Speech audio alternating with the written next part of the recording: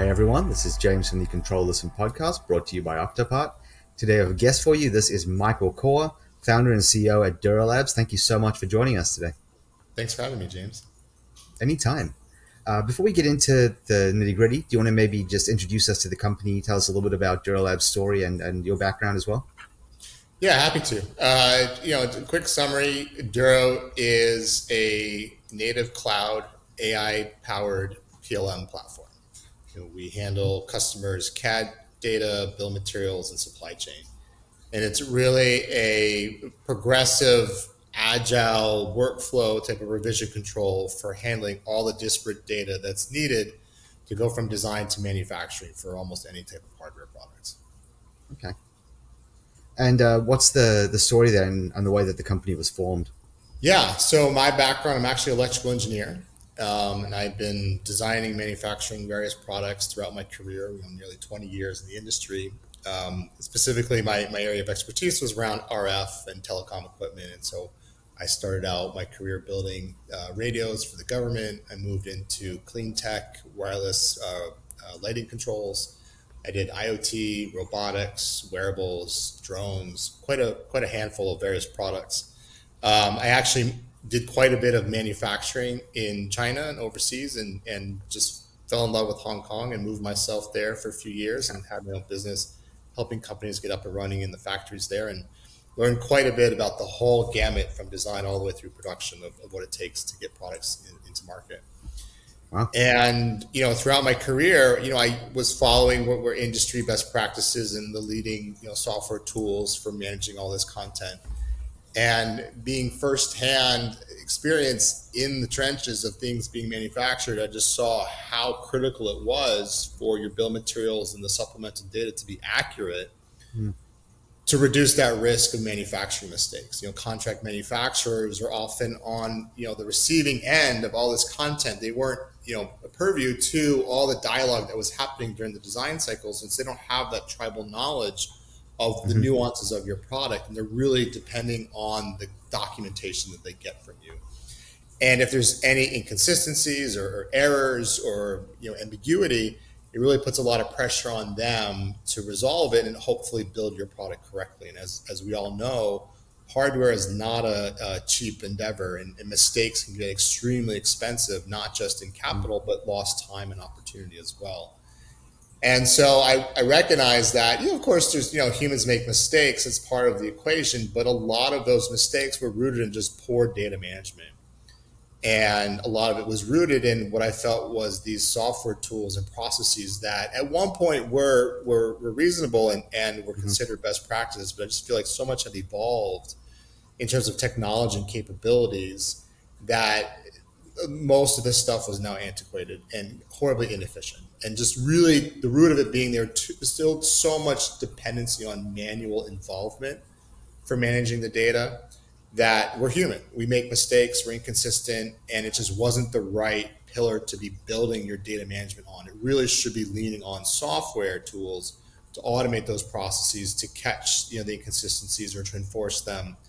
And with the whole boom in the software industry, which we saw in the mid 2000s, of what's now commodities through cloud technologies, SaaS and APIs, I saw a lot of the technology was now there and available to really bring the hardware industry where it needed to be to resolve a lot of these manual processes, and that was really the impetus for starting Duro. Wow, it's a very rich background you have there, and I think it really gives you a different understanding as opposed to someone who's just created software, understanding the software side of things, but not the practical application of it. Yeah. I like to think I did get exposed to quite a few parts of the hardware ecosystem. Definitely. Um, so I remember speaking with you, and you said that there was a product relaunch. What led to that pivot, and what is the relaunch that you've done? Yeah, so it was kind of a bittersweet, if that's the right word. As I said, when we first started around 2018 or so, we saw the writing on the wall. Like, we saw the cultural shift that was happening in the hardware industry. There were more and more young engineers entering the hardware industry than I really had ever before, and it was starting to pick up pace. But it was still, the market was still dominated by a lot of these, the existing workforce, these legacy tools, legacy workflows. And so we focused on really just that new generation, these startups, these small teams that were looking to move fast. They understood cloud, they understood APIs, they understood this plug and play mentality. And so our first product was very intentionally simple and straightforward, and I'd say opinionated. It implemented industry best practices. It didn't require the team to know how to properly configure PLM, how to set up a partnering system or revision scheme. And a lot of that stuff really isn't taught in school. It's really learned on the Right. job. And through my experience, I've just seen so many teams, not to their fault, but just naively set up and configure their PLM systems, not really knowing what they were doing, and would always result in painting themselves in a corner, some type of complexity that wasn't really necessary. And so Right. we felt by removing that complexity and really just enforcing best practices, allowed teams to get up and running quickly. They didn't have to use Excel, as a stopgap. They can use Duro to really implement proper PLM, workflows with a fraction amount of the time and knowledge needed to do so. And so that worked really well for small teams, fast-paced teams, or even NPI, new product introduction teams within larger companies.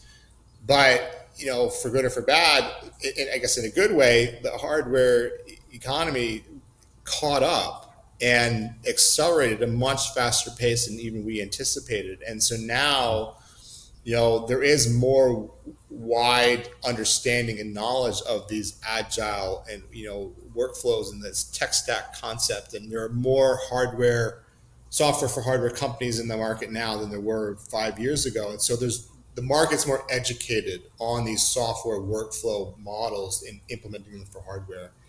And admittedly, our first product just didn't have the infrastructure to be able to adopt to how fast the hardware industry evolved and how fast the software tools for hardware came to market. And so, in order to keep up with our customers and their wishes and all the integrations that they wanted, the features that they want to bring to the product, we admittedly, we did what we could to update the existing product, but it just was a point where we're at the crossroads. We're like, let's reevaluate, let's pick our head up, take a breath, and let's just look around and see what the right opportunity is. Mm-hmm. And fortuitously, there were a couple of ingredients that really helped scope the decision that we made. One was just simply, SaaS technology as a whole had evolved tremendously since we first started 5 years ago.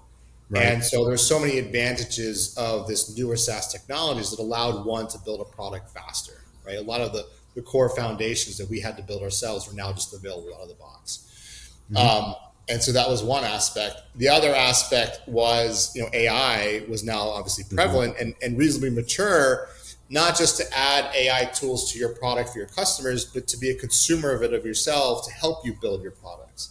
Right. And various models and tools were out there that helped expedite software development, that really empowered us to say, look, we have got a small window of opportunity here to really build something fresh, something new. We can start with 2025 SaaS technology, and on top of that, use AI to accelerate, and we can build the product we want from scratch in a fraction of the time that it would have taken us years ago, or certainly just to continue to evolve our existing product. And that, compounded with just the years of empirical experience working with our customers, really knowing what they want, we just had clarity of exactly what the market needed. And so we relaunched, basically just a couple of weeks ago, a brand new Wow. product, which we call Duro Design, which is a PLM, more agile workflow platform. It's very API leaning. We started with an API first approach. So Mm-hmm. everything that's available to the customer through the web application and our plugins is available through the API. As one thing that we recognized culturally, a lot of these hardware teams now had in-house software development expertise, and many of them enjoyed building their own tools and building on top of other platforms. And so we wanted to give Right. that access to our customers. And then, of course, a litany of AI empowered features, available to the customers as well, which I can also get into. Yeah, I'd love to hear about that. Just before we go into that, just for anyone who's not super familiar with the terminology, do you want to Yeah, maybe outline what a PLM is? sure. No, I know. I recognize our industry is very, very acronym heavy. Um, Yes. Yeah, so PLM, it stands for Product Lifecycle Management. The best analogy, certainly for people who are more familiar with software workflows, is like it's like GitHub. It's revision control for all intents and purposes, and it's really that central hub of content where you upload your CAD content, you build out your bill of materials, you supplement it with supply chain information, procurement information, manufacturing, assembly drawings, test information, and it's how you define the recipe to build your product. Right. And so the output of a PLM is basically the cookbook that you give to your manufacturing team, whether it's in-house or third party, and they use that to know how to procure the parts, to manipulate them, and eventually build and test your product. And on top of that, it has revision control. So as you make changes, which is a natural part of a product evolution, there's ways to track your changes, review them, approve or reject them, have traceability of when changes were introduced, be able to do comparisons, what have you. So it's a true revision control platform. But I would say, I refer to it as like a multi-dimensional GitHub. GitHub Right. is really just tracks software files, excuse me, ASCII text files in like a linear fashion, right? But with hardware data, you've got not just the CAD files, which could be an analogous to a text file, but you also have supply chain information, you have assembly information, and so multiple vectors of information can change at any time. Thank you. That was a fantastic explanation. Uh, to get a little deeper now, what you're talking about before, do you maybe want to tell us a little bit about your UI and why it's unique, and maybe go into a couple of examples, some use cases? Yeah, absolutely. So that's partly, what's my own personal pet peeve is strong UI UX, right? User interface, user experience. Hmm. I fundamentally believe that a strong UI UX just leads to better adoption and usability of your product and more productivity. Hmm. The more work it is to do a task, the more people are going to be, hesitant to do so. The more Yeah. complicated or ambiguous a process is, the more likely there's going to be deviations or inconsistencies among multiple Hmm. users of a product. And so in the end, really the whole tech stack will say from CAD to PDM, PLM, ERP, MES, all the whole gobbledygook of acronym of software products Yeah. is what I call a garbage in, garbage out problem. And Right. so if there's erroneous or inconsistent or incomplete information going into this platform, you're not going to get any, it's not going to get cleaned up. It's not going to get any better coming out going to your Hmm. production. Hmm. And so the more intuitive and easier or and automated a user interface is, not only is it more encouraging and enjoyable to use, which itself encourages more adoption and usability, but it just helps ensure that there's less and less garbage coming into the platform, right? For Right. consistency. And so we've always stressed clean and simple UI. We've got a fantastic product team. We've won many accolades about how simple and intuitive our product is. And Fantastic. so we do things like certainly, like automating workflows. Again, software is so much better at managing data, certainly reams of data for looking for inconsistencies, looking for missing information, conflicting content, right? It's very simple to build in some business logic for it to be able to scrape your data and identify this stuff. And so things like when you import spreadsheets or you import CAD information, we run a litany of validation rules and quickly identify anything that is inconsistent or problematic so that you can immediately address them before it gets too late. Right? Other simple things are like the change order itself. That's Hmm. the process of which you submit, an engineer or someone submits a change that needs to be reviewed by a team before it gets adopted into the main branch, so to speak. Again, looking at software, the analogy is a pull request. Hmm. And so a change order is such a pinnacle experience and process that if it's not simple, intuitive, efficient, it's not going to be worth its weight of use. And so, but it's such a critical process to PLM and design management, right? And so, the stories I tell is that if a change order takes too much effort by the reviewer to review the change, Hmm. they have to do a lot of manual steps themselves to properly review it and analyze it and come up with their own decision to approve or reject. they're either going to rubber stamp it and just be like, well, I know that engineer, he's good. I don't have the time to go through this. I'm just going to say Right. yes, approve. But in case there's no point in having that reviewer as part of the process. Or they're going to have to like wait till they can block out, a stretch of time to really roll up their sleeves and go into the process and do the due diligence needed. Neither Right. of which are efficient. And so we spent a lot of time studying how can we automate and speed up that change order process. How can we do a lot of the data management, the reporting, automatic reporting about what's happening in the change order, even filling in summaries based on the context of what's been submitted. How do we integrate with other tools that maybe validate, like simulations or other validation tools that help validate autonomously any of the content that's being submitted? So by the time a reviewer comes to do their job, everything's presented on like a silver platter, so to speak, so that they can still do the thorough analysis they need to, but all that legwork is done for them. So it's a much more efficient process. Fantastic. And I know a big part of that is integrations. I know you offer a lot of integrations with other softwares, other Yes. products. Do you want to explain that a little bit? Yeah, absolutely. So, a PLM obviously it's has no value without data, Mm-hmm. and a lot of that data starts in CAD. And so we wanted to really control that user experience going back to that. And we wanted to provide the plugins for the CAD tools that we support. We know that a lot of the legacy PLM providers, they don't touch CAD plugins with a 10-foot pole. They let the market develop their own. And I've just found that it creates an inconsistent experience because now I have two or more brands of products that are trying to work together. There's Right. a lag when one changes their APIs or features before the other can pick up. And then as a consumer, I now have two different contracts to manage or two different people to go after if there's issues. And so we felt that by Duro owning that whole experience, we can make it consistent, certainly more efficient, and really there's no lag of as we add features, they're immediately available across the entire platform. And so today we have CAD integrations for Altium, for Mm-hmm. SolidWorks, for Onshape, and for NX. And then we've got Fantastic. several others coming down the pike Yeah.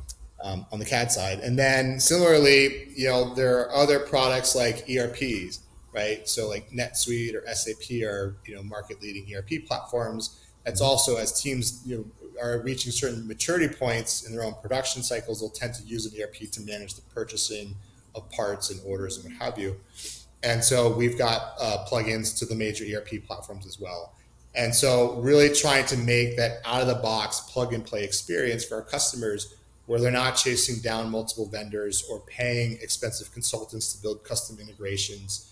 Really just trying to make that experience as simple as possible where literally just putting down a credit card, putting in their account credentials, connecting authenticating the various products to communicate, and then that's it, right? They can Wow. be up. So simple. Very smooth. I know that you have some supply chain integrations as well. Do you want to explain what that means and why you feel like that's an important feature for the software? Yeah, so that goes back to some of my own personal pet peeves. I when I was an active electrical engineer, Uh-huh. we spend so much time chasing down parts, resistors, capacitors, inductors, ICs, what have you. I had a web browser open with the 5 tabs, Arrow, DigiKey, Avnet, Mauser. They're always just open so that as I'm designing my boards, going to production, I'm constantly looking what parts are available, what parts are available. Mm. A complete waste of my time, right? And then when I found parts, I'd be manually copying the content from those catalogs into my PLM system, which, based on my own patience at the time of how consistent I was, certainly as the manual process is prone to error. And so one of the first features we built, to be honest, and not to necessarily plug your product, but it was Octopart. Ah. And when I discovered Octopart, I'm like, why weren't you available during the most of my career? Because it was trivial. And it really, again, going back to that example I keep talking about, is software is so much better at managing data than people. And Yeah. Octopart was a perfect product that allowed me to really just put in a manufacturing part number, and I would be able to get all the information I needed from those catalogs, in milliseconds across multiple vendors. I was able to, in Duro, set up rules about what content I wanted to capture so that it was consistent, right? It was, error free. and exhaustive. And so it's so important to make that content easily accessible, really for not just the efficiencies, the obvious efficiencies of removing the human in the loop, but also for greatly reducing your development cycles. Mm-hmm. So, like another classic example that every engineer has gone through, certainly as an electrical engineer, I'm designing a board. I'm using these catalogs, whatever, to confirm that the parts I need are available today. But by the time I finish my board design and release the Gerbers to when I actually go to produce it, so much can happen in the industry with supply chain that those parts might not be available anymore. And often, as certainly I worked with bigger companies, we had a whole separate team that was responsible for procuring those parts. And so, because of those factors, often by the time we actually went to produce the part, those individual parts, the passives, weren't necessarily available anymore, Right. or didn't meet purchasing criteria, pricing or lead time, whatever it may be. And I had to go back to the drawing board. In best case, I was able to find an alternate that was a package compatible. Mm-hmm. But I'm sure many other electrical engineers have stories where they couldn't find a package equivalent part and they had to go back to their board and redesign it just to change the footprint so that they Right. can be compatible with supply chain. And so where I'm going with this is you lose so much time and cycles through that process because it's so there's so much effort to confirm the supply chain availability of these parts that I only do it when really necessary. But with products like Octopart or there's various other digitally available supply chain tools today, with just a refresh type of operation, I can immediately find out are all these parts still available, so that during my design cycles I can incorporate that information much more readily. I don't have to wait to the procurement or manufacturing cycles to find out. And so by empowering the design team with more information more efficiently, you can kind of reduce that dependency on the procurement or manufacturing team to figure out the supply chain issues. Fantastic. And I'm sure that things like end of life for product as well, you really want to check that stuff so you don't waste a lot of time in the production cycle and design cycle. Exactly. And again, software is very good at processing data. So you can set alerts, let me know if these parts go end of life or lead time Mm-hmm. changes or exceed certain pricing criteria, whatever the case may be. You can now be more passive instead of proactive to get this information. And so you can respond much more efficiently. Fantastic. So I know you offer a couple of different plans of your software. Do you want to maybe talk us through that and how they scale? Yeah. So we've certainly learned over the years that, no team is the same. And so through just monitoring, how our customers use our platform, we're able to really deduce through kind of, to keep it simple, we binned them into three separate tiers of their own maturity and what type of tools that they need or features they need along the journey. Mm-hmm. And so today we offer three different subscription tiers. We call them team, business, and enterprise.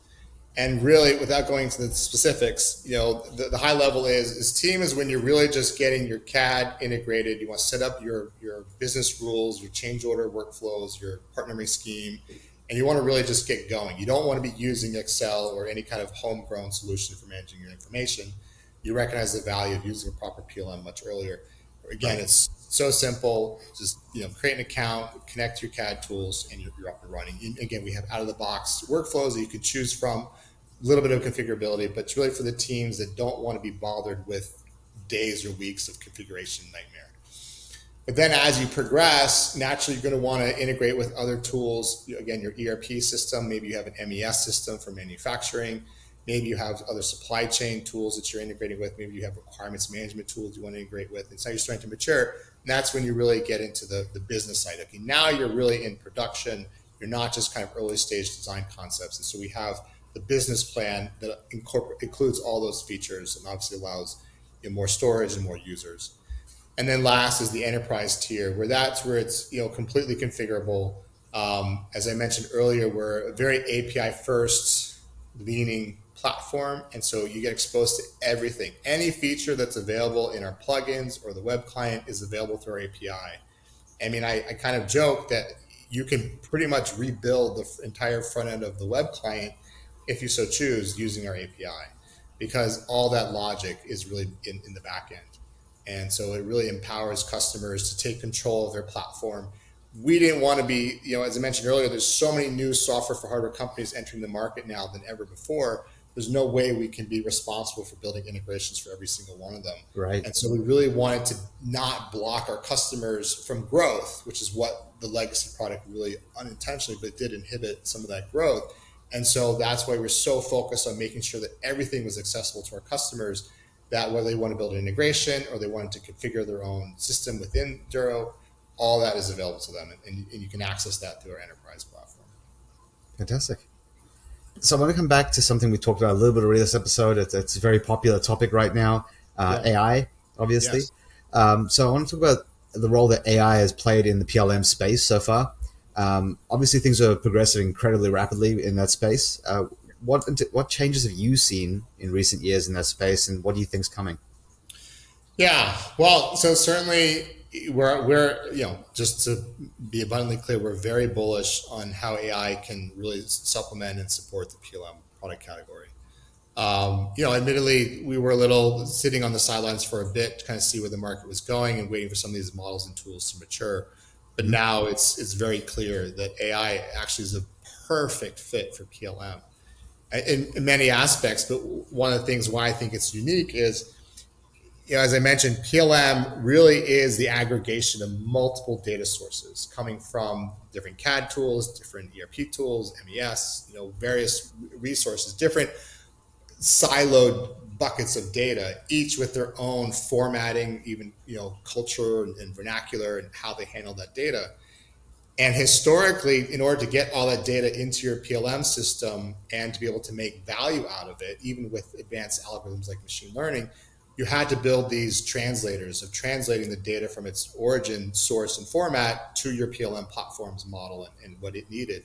Mhm. And those are, they're expensive. They had to be built. Some of them more trivial or difficult than others.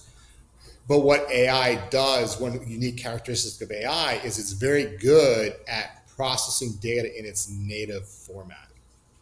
And so now it removes that burden of building those translation tools to transform the data from its native source to the PLM source. Now, as long as there's a digital connectivity, that digital thread between the two platforms, AI can process the data as it is. And so it allows Duro and our users to get value out of these disparate data sources much more quickly at a lower cost than ever before. So that's one of the things that was just fundamental of why AI is a perfect fit for the PLM category. Makes total A little sense. more, oh, please. I was just saying, it makes total sense.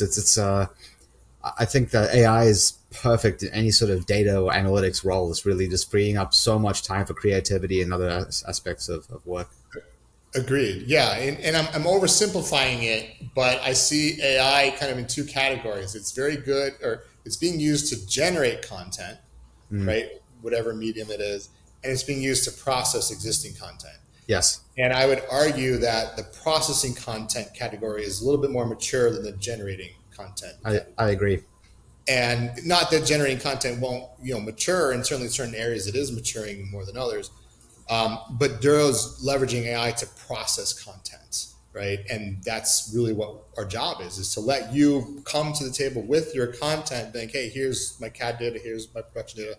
What can you do with it? And then we use AI to get insights and reports and value out of that information. Yes. So, like to give a concrete example, we're again going back to the change orders. The change order is really, again, that pinnacle of what's happening with your product. What are people doing? How are people commenting on it? Are they rejecting these changes? Are they approving these changes? When there's a production issue or success, and you can connect your MES or your ERP system back, you can create a digital thread back to that change order that ultimately led to that instance in production. And so there's so much content about the evolution of your product through the change order module. And it's all accessible through text or data models. And so we feed our AI engines to process that information and to get insights out of it so that it can learn. So when new change orders are being submitted, we can offer value, be like, what is the probability of this being successful? Like, or should there be recommended changes before you submit it? Before, again, while we try to be efficient, it still does take a lot of time of people to review a change order. What can we Mm. do to help the author guarantee its success of the change order being submitted and approved. How can we learn from prior events to help ensure that newer changes have a higher degree of success? Right, Right. that's one area. Other areas are, just natural language search, I think, which is, a fairly obvious and prevalent feature in many SaaS products. But as I mentioned earlier, PLM is a garbage in, garbage out problem. And when Mm-hmm. it's difficult to find content in your PLM system, joking, I could say this as an engineer, like engineers can be lazy. And if they find it difficult to find a part in their existing PLM, they're like, screw it, I'm just going to make a new entry, and we'll figure it out later. But that again continues to build that garbage problem. Right. And so natural language is a fantastic way and more intuitive for any user to be like, just query, does this part exist with these parameters in my library? And natural language processing and search capabilities can more accurately tell it yes or no, this part already exists, or find similar parts like it, right? So that the engineer or the user can evaluate, yes, this is exactly what I'm working for, or no, I can definitively say, no, it doesn't exist. I need to create a new entry. Right. So just taking a step back from AI, just looking at the PLM space, outside of AI advancement, what changes have you seen in recent years to the PLM space, and do you see anything coming in the future that would shake things up? Yeah. Well, one of the things that actually I'm most excited about is PLM is now being more and more embraced and recognized for the value it provides. Mm. It wasn't that long ago that PLM was considered a four-letter word. People hated it. They would procrastinate as long as possible to bring in a PLM system into their team, which is Okay. why a lot of companies were building products still on the backs of Excel and like homegrown, file directory structures, because they felt that the level of effort to set up an instrument and run a PLM system and still have these mistakes wasn't worth the investment, and that they'd rather take on that responsibility themselves and build some homegrown system. Many people knew the risk that was involved, but at least they owned it and can build it and move fast with it. Right. And so many teams, would procrastinate until it was actually just too much work to manage it themselves before they finally procured and set up a PLM system. But now I'm seeing more and more cultural acceptance and understanding of what PLM provides as a value add to the team. Certainly companies like Duro are making it much more easy to implement so that it's kind of helping support those needs. I can't stress enough how exciting it is that there's really a new generation of hardware engineer that's entering the workforce. And what makes them unique, certainly compared to when I entered the workforce or my predecessors, is that they're all very competent at software development, and they intuitively Mm. understand what the cloud and APIs are, certainly at a much more bigger scale. And so when they come up with that realization that a PLM system is analogous to Git, they immediately understand the value. Like there's no software developer in the world that doesn't use Git or other revision control system. Like it's just unheard of. Right. Right. I kind of say a great comparison is, every software developer, the very first line of code they write is Git init. They set up their Git repository first before they start writing any software code. Traditionally, hardware developers, CAD developers, they dive into CAD first, and then once they reach that breaking point, then they kind of retrofit their revision control system, i.e. PLM. And so it's a very different approach of, do I start with revision control or do I lag with it? And I'm seeing more and more people understand the value of it, and they're bringing their PLM system much sooner to that 0 day of when they start with CAD. Well, so it's a cultural shift, really, that you've seen that's made a huge difference. Correct. Yeah, it's a big cultural shift. Yeah. What about effects from things like world events? Have you seen any effects like post COVID or post like regional conflicts affecting any of this space? Yeah, so I think the biggest impact to PLM and certainly Duro's position is in supply chain integration. Again, Okay. Duro has always been very bullish in bringing in supply chain access in earlier stages in design cycles through PLM. Admittedly, electronic parts distributors were one of the first to really digitize their catalogs and make APIs accessible so that we could integrate it. Mechanical, parts, followed suit, and we're starting to see more and more custom manufacturing, companies through PCBA fabs or mechanical parts, machining or injection molding are now doing equivalent web-based, digital services where you can automate that, procurement and quoting process.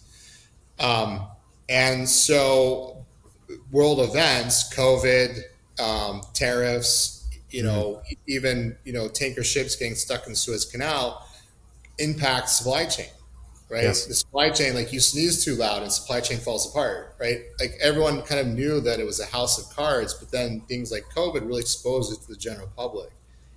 And so by digitizing a lot of these resources, creating those digital threads, it just allows users to respond so much quicker to these changing events, right? And through PLM being that central point, because again, the bill of materials is really what dictates what you need to buy, and the Right. BOM is stored in the PLM system. And so by integrating supply chain to PLM, and I'd argue not ERP, you can evolve and adapt much quicker as world events change your supply chain conditions, right? Availability, Right. pricing, whatever it may be.